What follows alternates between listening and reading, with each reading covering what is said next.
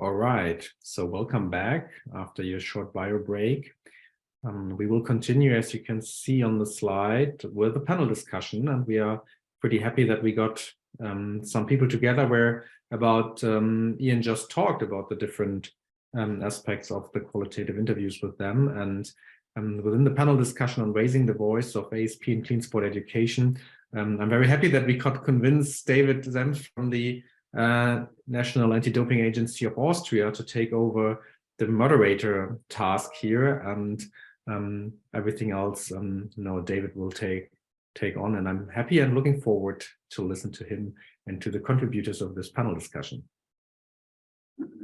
Thank you very much, Dennis. So hello, my name is David Senft. I'm working in the education department of NADA Austria. And a warm welcome to the session of Raising the Voice of Athlete Support Personnel in Clean Sport Education. As part of the RespectP project, we have undertaken interviews with over 40 athlete support personnel working with athletes, elite disabled athletes over different European countries. These individuals, these athlete support personnel are working in a variety of roles, including agents, managers, physiotherapists, nutritionists, coaches, and many, many more. And I'm grateful that today we have here 3, or I guess probably 4, very experienced and qualified experts. So thank you for coming, and I will start with the introduction of them. A quick question is Scott and Mike and Tanja, Judith, you are all here? Probably just a quick yes or no. Yeah, Scott, yes. I'm here. All right. So then I would like to introduce first Judith Haudum. She is a nutritionist from Austria. Judith holds multiple master degrees, for example, in sports science and nutrition. Currently, she works for the Austrian Olympic Committee. She also works with professional cyclists and youth athletes in Austria. She's a lecturer at the University of Salzburg and the University of Applied Sciences in Bern, Switzerland. Thanks for coming. Hello. Next, I would like to introduce you to Tanja Kajtna. She's a psychologist from Slovenia. She's assistant professor of psychology at the Faculty of Sport at the University of Ljubljana. She was a former swimmer and has experience in working with athletes from across multiple sports, and she also assisted them already at Olympic Games. So, hello. Hello, hi. Next, I'm not sure now if Mike, are you here? Can you hear us? So probably he will join us later. Mike James would be a physiotherapist and a coach from Wales. If he joins later, I will gladly introduce him also. So I will jump to last but not least, Scott Murray from Great Britain. He is a triathlon coach who has worked in parasports and non-disabled sports. Most recently, he was part of the Team England's triathlon coaching team at the 2022 Commonwealth Games in Birmingham. Welcome, Scott. Thank you. Within these interviews, our project partners from the Leeds Beckett University, they have analyzed the data and developed 3 main themes we will today talk about in this panel discussion. And these themes are being brought to life throughout a series of videos. And one video we would like to show you prior to this panel discussion, and it is about athlete support personnel being primarily concerned with protecting athletes from inadvertent doping. So I would say let's just hop into the video. Please enjoy it.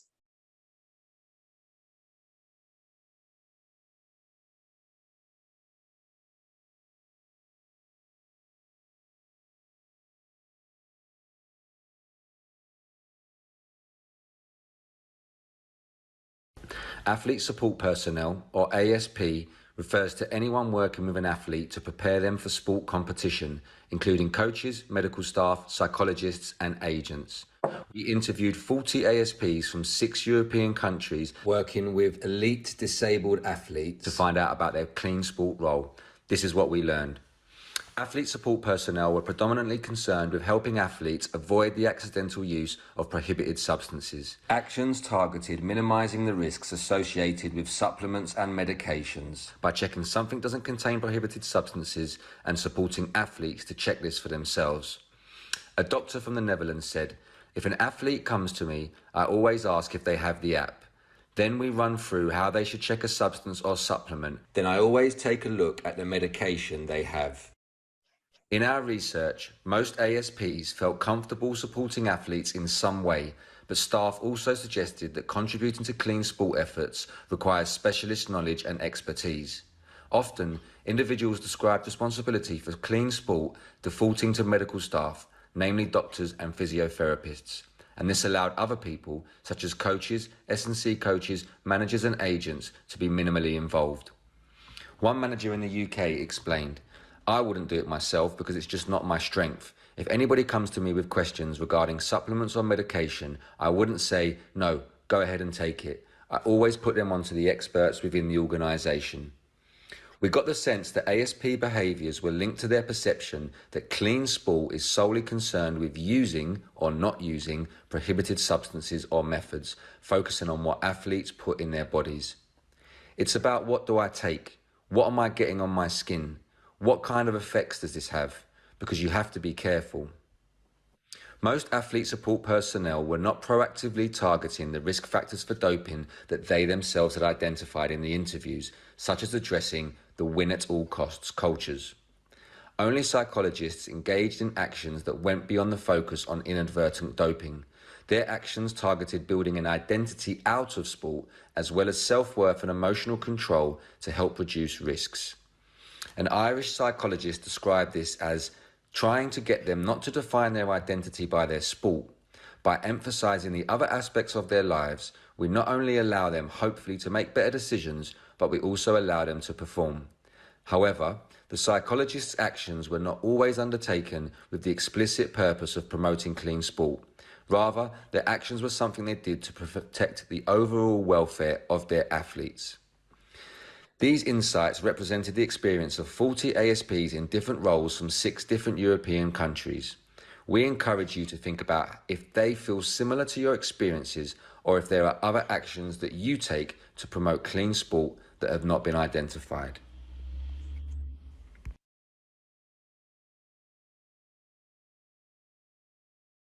So thank you for that.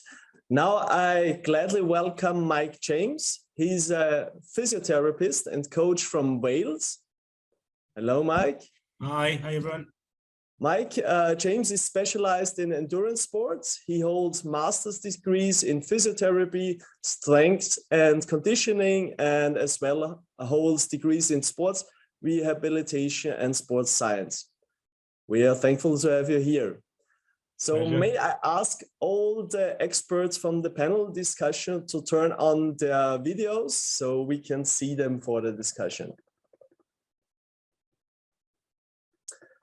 Now, after we've seen the first video, which is about that a major threat or the dominant focus on clean sport is inadvertent doping through the use of supplements and medication. So my first question to the experts would be, does this resonate with your experience? Yeah, it absolutely does in my case. Many patients of mine who are athletes are obviously on regular types of medication for various reasons. And as part of their normal course, then it can be quite easy to lose focus on the effects of sort of the side effects of some of these medications on performance enhancement, particularly. So fortunately, we've always been able to share a close relationship with medical providers as well as the physio side of it, and always having to keep on top, particularly with new medications or if we get flare-ups of certain illnesses. And and exacerbations of problems, then extra or new or different medication can often be a bit of a banana skin if we're not careful. Thank you. Absolutely. May I also have the opinion of Judith, you as a nutritionist? What about the risk of taking supplements? Why are they such a big threat to clean sport, or why are they a threat of becoming an inadvertent doping athlete? Sorry, Judith, we cannot hear you. You are mute. Yeah. Yes.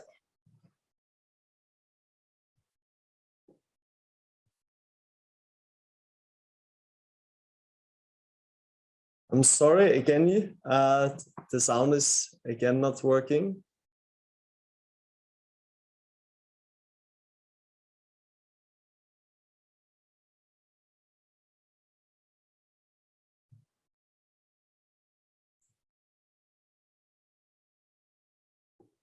Never mind, we will fix that, of course.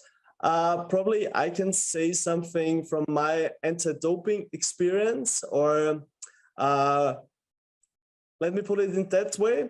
The European Association for Football, UEFA, has just announced in their doping reports that 8 out of 10 cases are because of inadvertent doping. So US athlete support personnel, what are you doing with those kind of numbers? If 8 out of 10 anti-doping rule violations are because of inadvertent doping?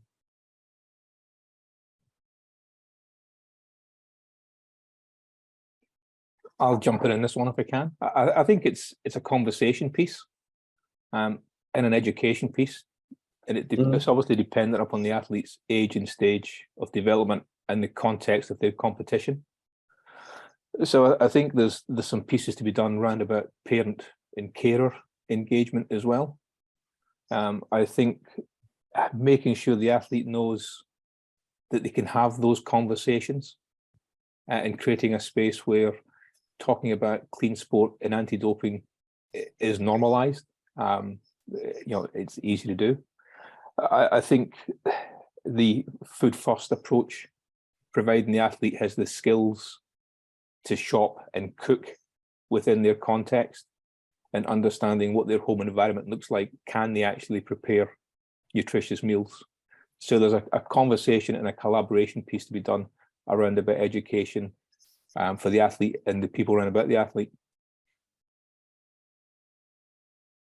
Thank you. Absolutely. I think most of us can agree with that. Or does anyone want to contribute to this? All right. Then I would say we jump into the next question. So we talked about clean sport and inadvertent doping, but clean sport is more than that. So in your experience, are athlete support personnel encouraged to undertake a broader role in protecting clean sport? And if yes, how can this be encouraged?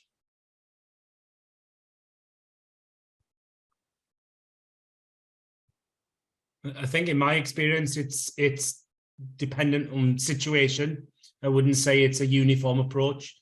I've certainly seen places where it's active and encouraged overtly and really promoted well, and it's a well-established practice, but in others it's not.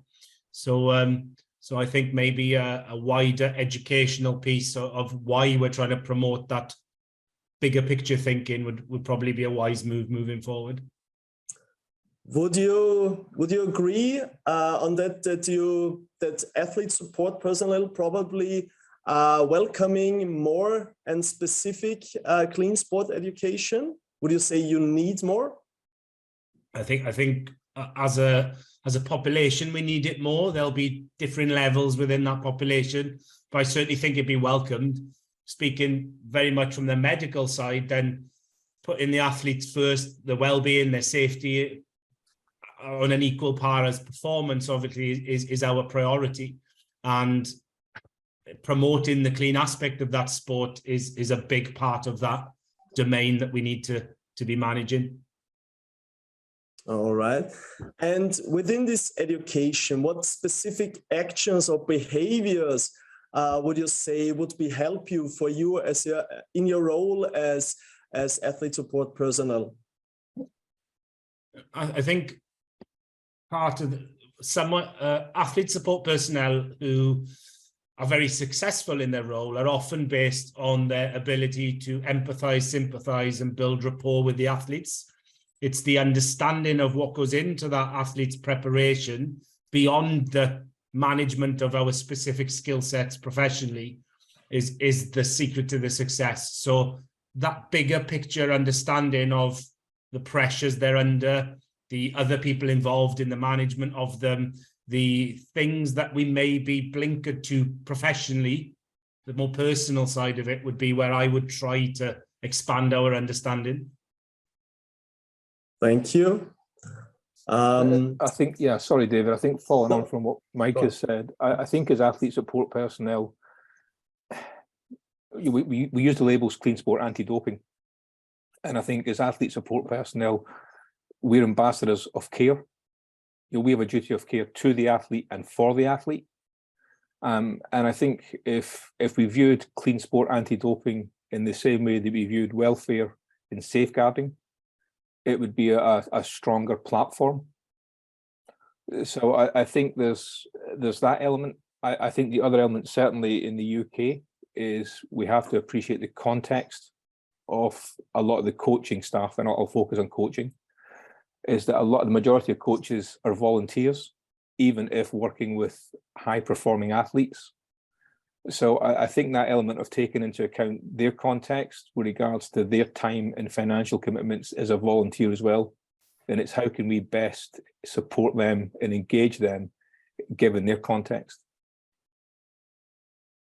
You mentioned welfare and safeguarding. Those are often terms combined with being a parent.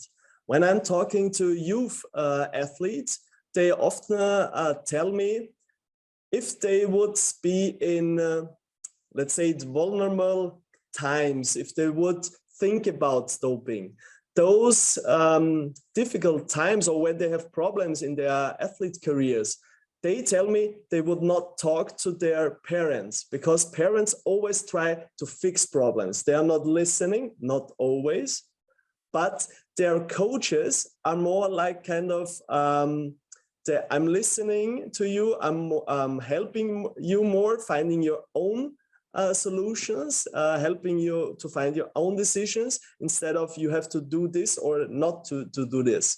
And we also have this in a study in Austria. So does this also resonate with your experience? Yeah, absolutely. I act as a dad myself. I often actively try to be more of a coach than a dad in certain situations to take the emotion out of it. So I've certainly had that experience as a physiotherapist. Then often you get entrusted by an athlete that you spend so much time with their thoughts, their feelings, things that might have happened that they don't feel they want to share with people more personal to them, or likewise more distant from them as well. So you can often be the bridge, the halfway house, so to speak. So that fits into the previous conversation about the education side of understanding our role, where we may fit, how the athlete may see us as part of that process. Yes. Thank you on that. Yeah. Let me now. Yeah, Tanja, please. Yeah. Hey, if I may add one thing, as a parent, we base our functioning on an emotional principle. And even though parents are educators, they're different educators. They teach more by example, whilst coaches, psychologists, physiotherapists, and so on, we teach by pedagogical principles that are administered through each profession, which means that we may love and like our athletes, but we can still take care of them and make sure that they're well without too much emotional attachment. And this is Mike, but I believe what you were saying about, right? So it's we are able to detach ourselves more than parents. And I wouldn't put a coaching role into the same shoes as the parenting role, because it's the parenting role is something completely unable. We cannot compare this to coaching, even though we're doing the same things a lot of the time. And the result is that's why often the athletes come to you and not talk to the parents. And this requires for you a lot of a set of skills, a set of emotions and values who are really deeply founded in you. So this leads me to the theme number 2, which is about the conflict between athlete support personnel's personal values and the performance pressured environments you work in. So for all the reasons we have talked about now, there are you see the importance of clean sports for the reasons we just mentioned, and the love of sport and the belief in fairness. But also the interviews indicated that sometimes these individual views on clean sport, they are sometimes challenged with the performance-driven environments. Can you personally name a situation where you have been in conflict with your personal values and the pressure environment?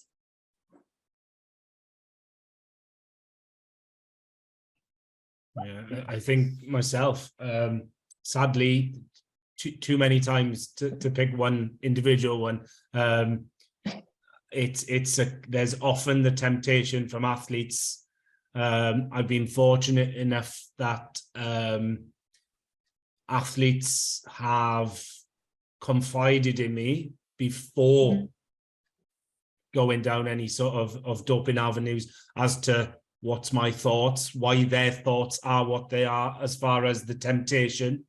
And fortunately, the conversations that you're looking for us to share have always ended in a very hypothetical, what if, what do you think of?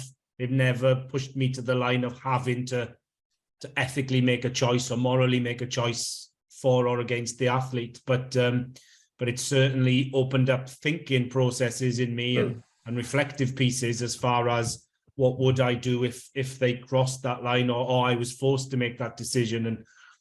And I'd like to think I would rule with my head over my heart and vouch for the clean sport option. But they would be N=1 conversations and situations which would be very hard to deal with one at a time. I think this is often more, it's easier to say than to act, because, for example, sometimes your values are challenged not in a pre-season game or a competition which is not that important, but in the Olympic final. I saw Judith nodding her head often on things that Mike said. Probably you want to contribute on that? Yeah, I agreed on this one. And I mean, for my athletes, they know pretty well what my view is on all things. Before we were talking about supplements also, and I really try to minimize the number of supplements and put the food first if possible. But also now I think maybe through education, but also just through some consultations, I have a situation where my athletes, they come to me also before they take anything, just to get also my feedback if they should or if they should not take it, which is really nice now. But like you said before, you get into the situation where you have a final, where it's the Tour de France, and you really want to go make it through, and it's hard. But in the end, I think for me, it's kind of also professionalism, and I've been challenged, not maybe with prohibited substances, but more from a health perspective, even dropping weight really low, whether that's rowing or cycling, which for me was the biggest challenge, if I go down that road or if I just stick to my principles. And so far, I've always followed, just my views and my principles, which worked out pretty nicely. And so just 1 second, I will, Scott, just one follow-up question. how did that feel?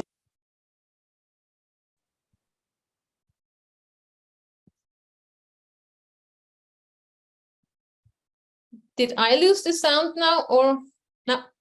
No, David sounds dropped out. David lost his. You lost your voice, David. Yeah. I'm sorry. You're back. Okay, probably was just the internet connection. My follow-up question was, how did that feel for you? Was it an easy decision or a tough decision? Was it like from an ethical standpoint, you had no concerns at all? No, not really, because I've also been in meetings before where we just talked about not crossing the line, but just even with the medical staff, how far do we go with pushing the weight and so on. And I think this is just something for me and for my work. That is my point of view, and I want to stick to it. And my environment, they know it also, that this is my vision and my work style.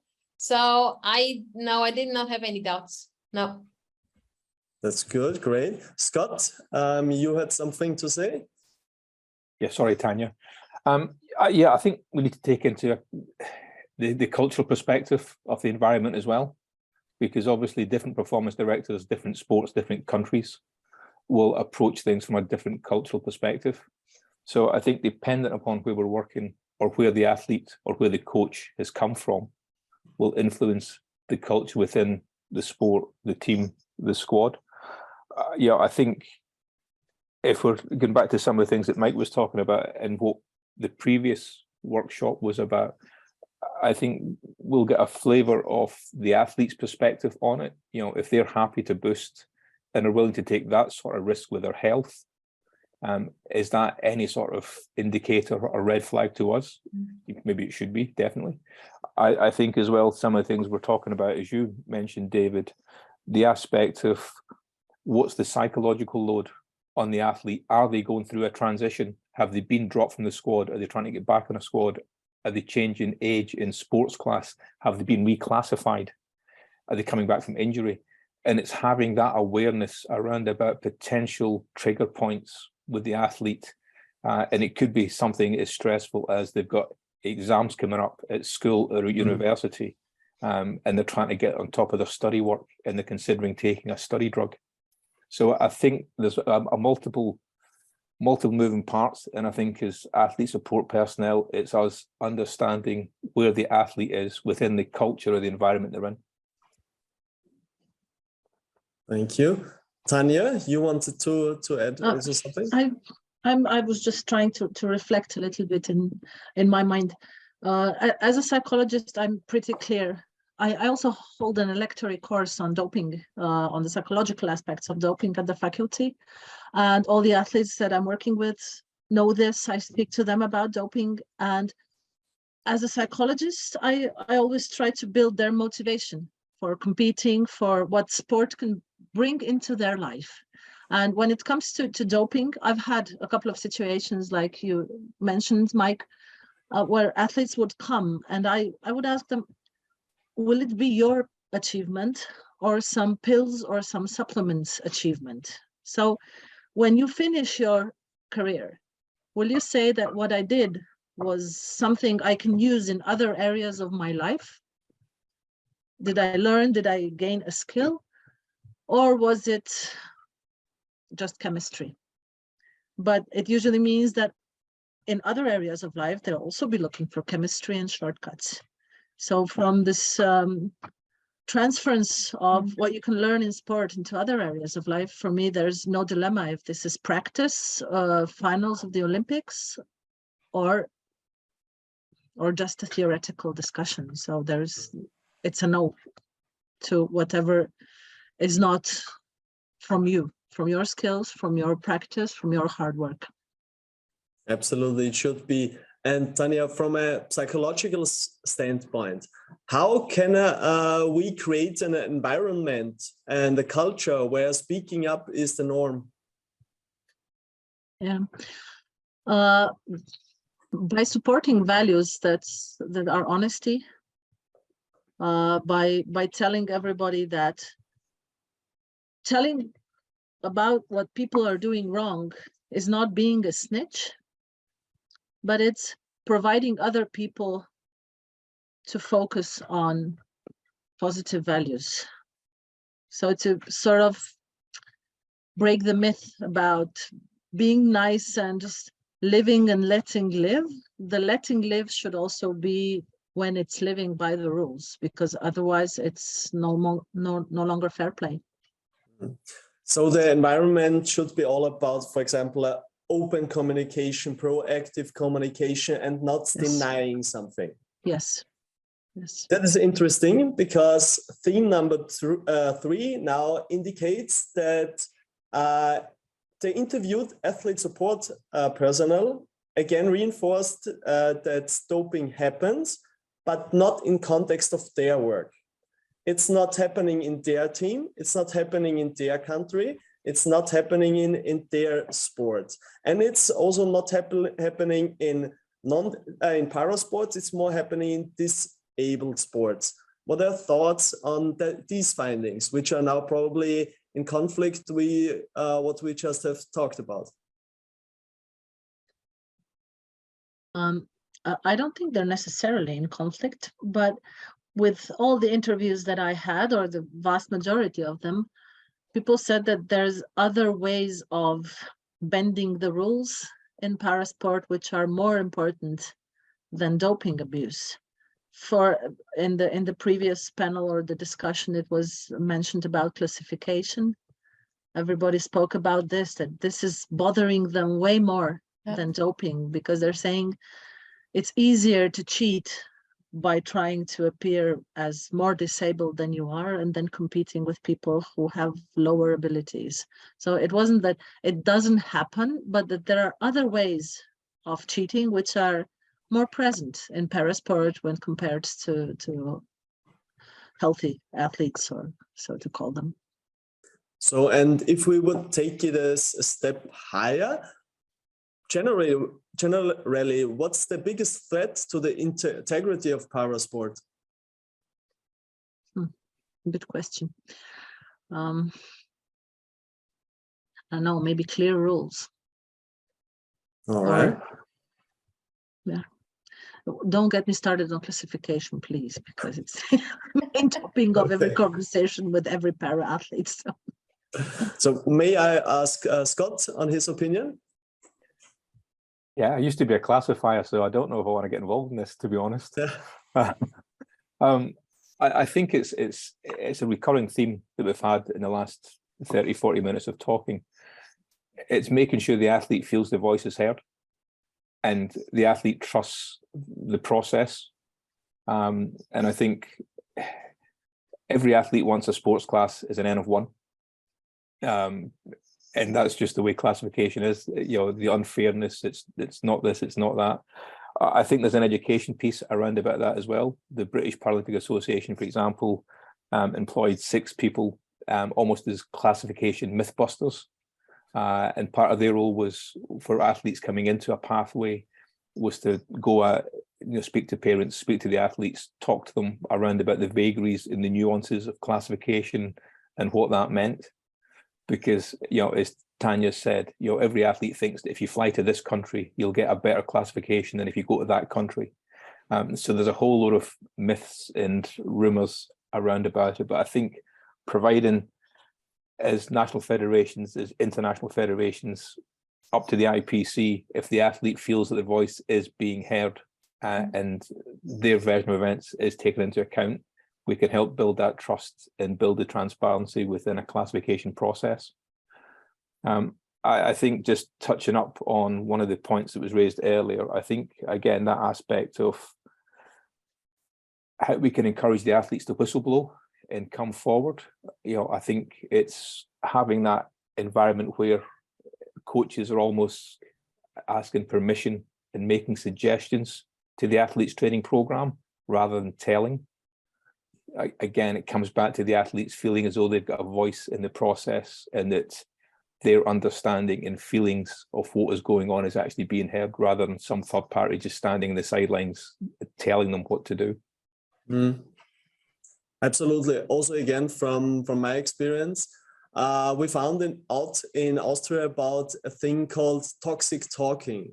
This happens, for example, after a competition, where the athletes meet the next day at the breakfast room and they talk about the competition yesterday. Then sometimes there you hear sentences like, have you seen the other athletes, how they ran up the hill, how they lifted the weight?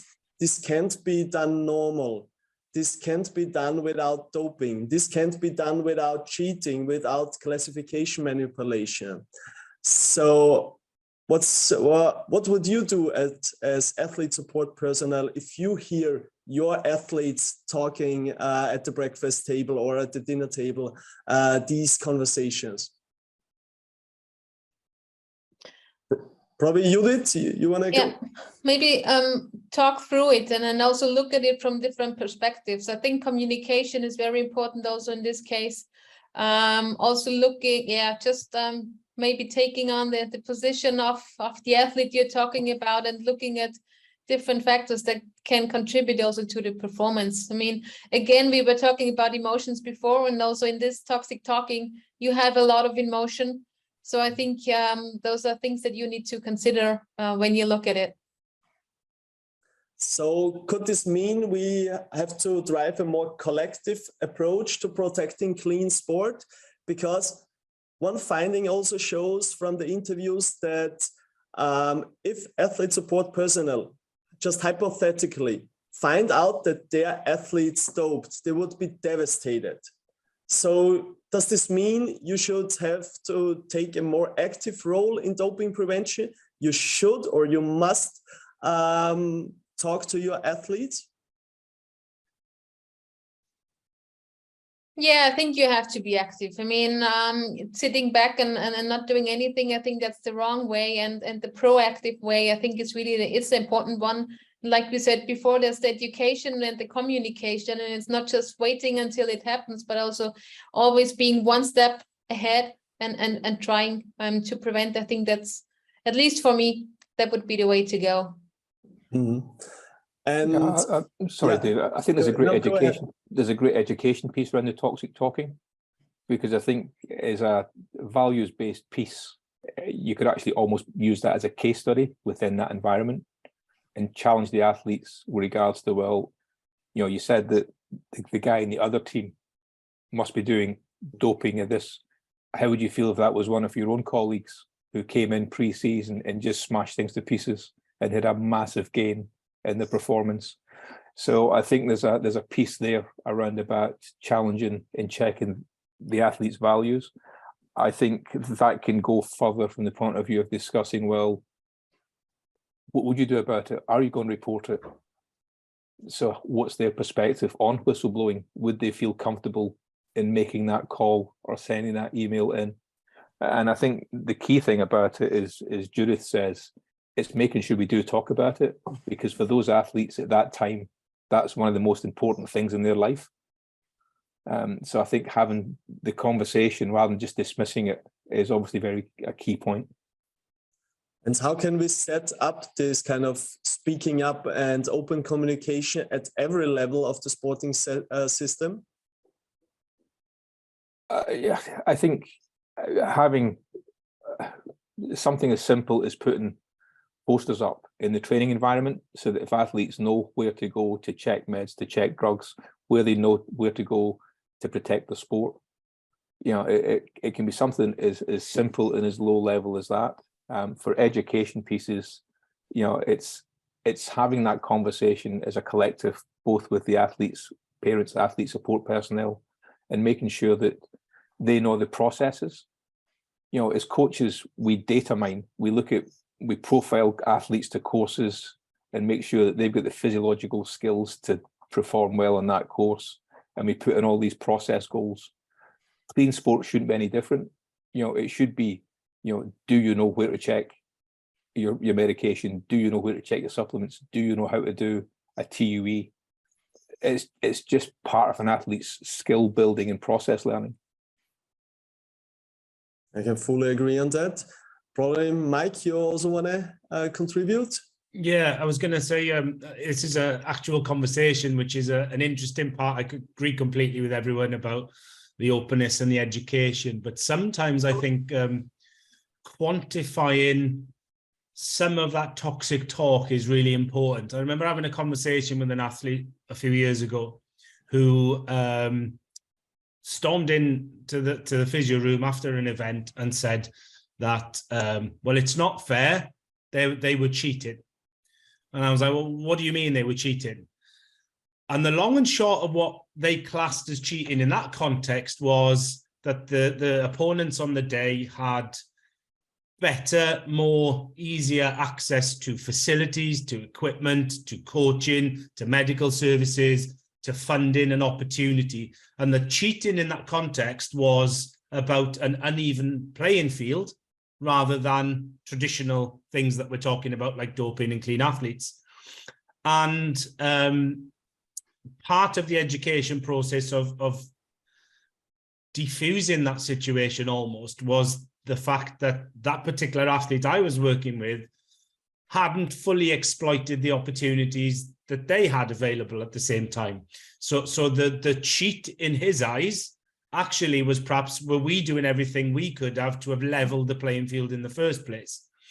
Now, where that might have gone as far as what moves they may or may not have been tempted to do to level their own playing field without that conversation, I don't know, but I know that having that just asking, what do you mean by cheating, was a really sort of eye-opening conversation for both of us, because it completely changed the context and direction of the future talk. But that's an anecdote because I agreed with everything that everyone said as far as their opening answers.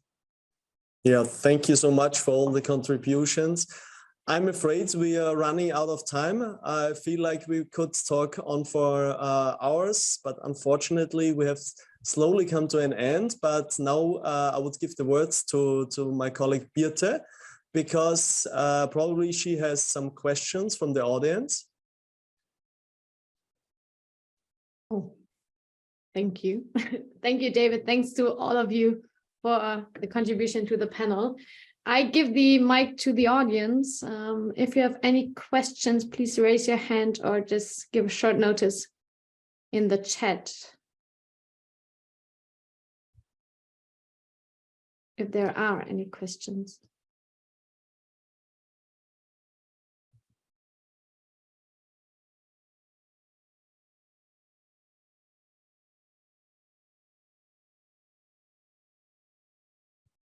I don't see any. Well, then I give the mic to the panel participants. Do you have any questions left to David, to each other? Hi, sorry, could I just ask a quick question? Just to David, sorry, was the project surrounding any particular sports in general, or was it more broad in parasports? Did it focus on a number of sports? Please, could you specify which project? Sorry, the video that you showed. The video. The concrete question was it just in specific sports or in all of sports? Yeah, well, in all parasports, or did you focus on any in particular? Probably probably someone from the academic side of the project could answer that. Birte, probably you know the answer exactly. If there were some restrictions on some sports, I guess not. No, there weren't. So within the whole interviews, we had a couple of sports. So we had athletics, we had swimming, we had basketball. So we did not have any restrictions for any sport besides being or working in the para context. So basically everything together. Oh, perfect. Thank you. You're welcome. Any other questions from the panel or the audience?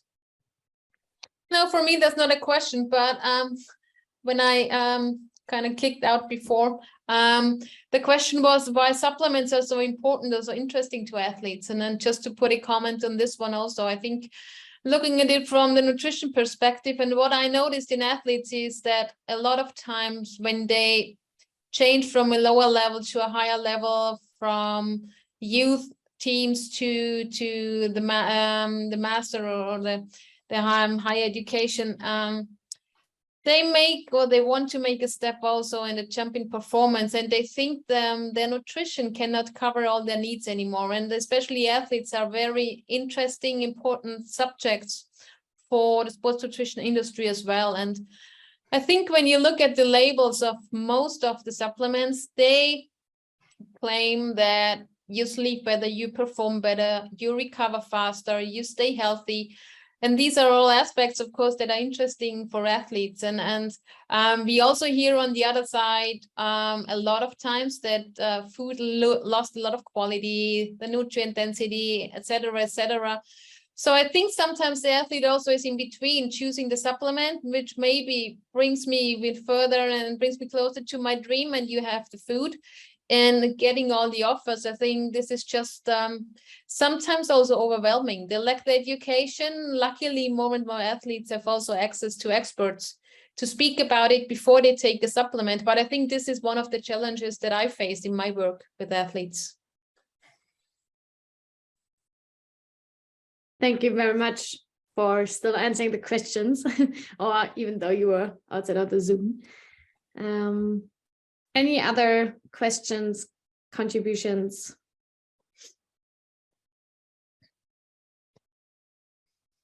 I don't see any. Then I would like to thank you all for the panel discussion, for your insights, for your experience, for sharing your experiences and opinions.